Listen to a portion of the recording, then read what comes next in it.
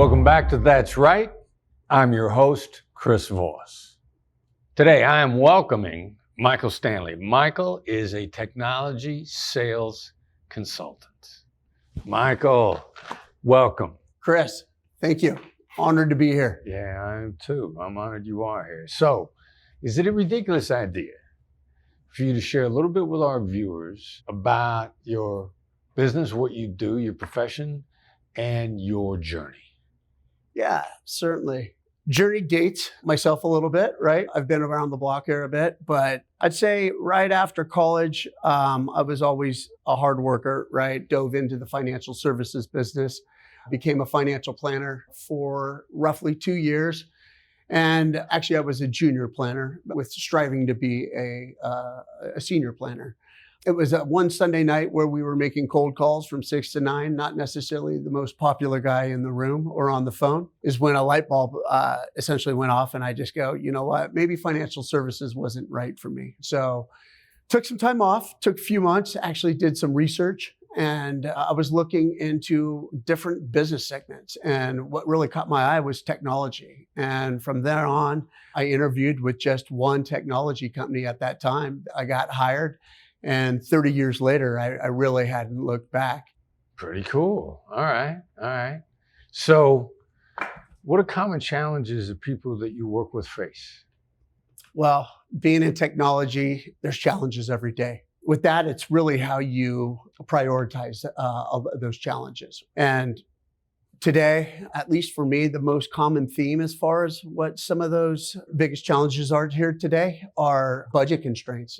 In today's day, a lot of companies are trying to do more with less. As IT is viewed from many different organizations, it's somewhat of a black eye. So they're not always getting the budget, yet the business is trying to grow. But it's my job to be the conduit to help find cost-effective solutions, if you will, to help support the enterprise customers I have. Another one is scale. Businesses are all constantly growing, constantly transforming, and IT needs to be able to catch up with that. And not always do they have the time, because the business could be essentially looking at applications that are unforeseen to the chief information officer and on down the stack, right? So it's not only scale from an IT platform perspective, but it's also a people scale. So there's a lot of times that, hey, people are throwing different applications or platforms at you, but then you need to really ultimately take the time to help scale your people, right? Invest into your people so that you don't cause burnout. And the last piece of it, I would say that's a great common theme, is cyber data protection and risk. I'm sure you've heard of all the different ransoms that are out there. They're constantly in the rags. Well, how do you continually transform and modify your security framework, right? Your security posture. It's always changing. It's always evolving. There's new technology, and hackers these days are smarter than ever. Right. All right, so you got a series of likely strategies, challenges. So then what strategies do you use so that you can diagnose, so you can understand what your client's particular needs are? So great question. Not to share too much of the black magic that actually happens, right? Because my competition may be watching me. But the biggest one is active listening. I always try to listen to what the customer is actually looking for through active listening, through qualifying questions. It's how you get down to the root cause of what your client's ultimately trying to achieve.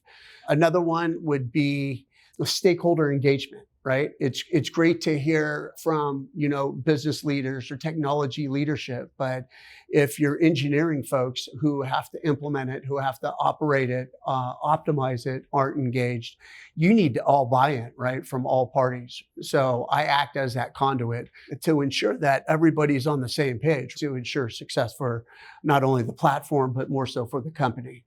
Another piece of that is continuous education. Right? You gotta be educating your clients. And it's not only at the executive level, but as well as the engineers, right? That ensure this is constantly up, that you're ensuring 100% uptime, right? Which, a lot of times you don't get that. And then the last piece I would say is continuous feedback, right? Continuous feedback is, you know what, ensuring that the project is on time, ensuring that we're hitting project timelines. So ensuring that we meet the strategy, the presented strategy that has actually been presented. Yeah. And there's other factors that come into play after that, needs assessment, tailored solutions, and so forth. But ultimately starting with active listening. Yeah. All right. All right. So it seems like you could probably share a specific time when you navigated a particularly difficult situation for you or your clients using tactical empathy. I can. And one that was probably roughly 2 months ago. And it affected many. It was a global outage, right, by an OEM that caused OEM. Original equipment manufacturer. All right.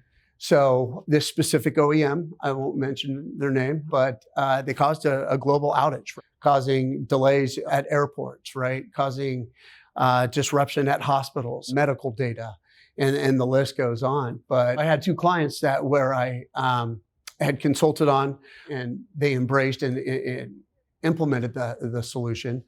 And I was really one of the first ones that they actually called. What happened was I just listened, and I kind of learned it through tactical empathy, through some of your metrics that you've actually shared.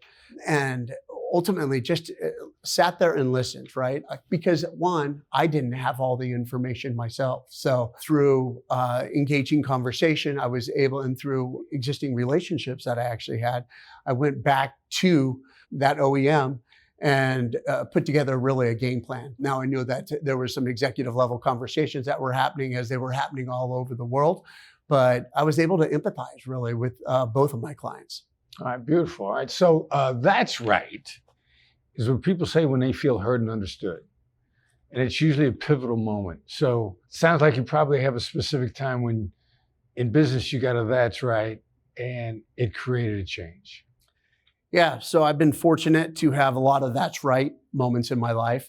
And it's more so probably surrounding myself through great talent, right? Elite engineering, great leadership, folks that are challenging the status quo. But in this specific instance, it was probably within the last year or so. I had a CIO friend of mine, longtime friend, longtime client, probably about 2 decades or so. I got the phone call, and we were under NDA and whatnot, but he had told me that the company was looking to do mergers and acquisition. And he actually had a line of sight into the other company's technology footprint. They were heavily invested into cloud, and that's something that we had previously talked about probably 4 years prior, right? But fast forward 9, 12 months ago is I got that phone call, and ultimately I think there was also some political talking that was going on there.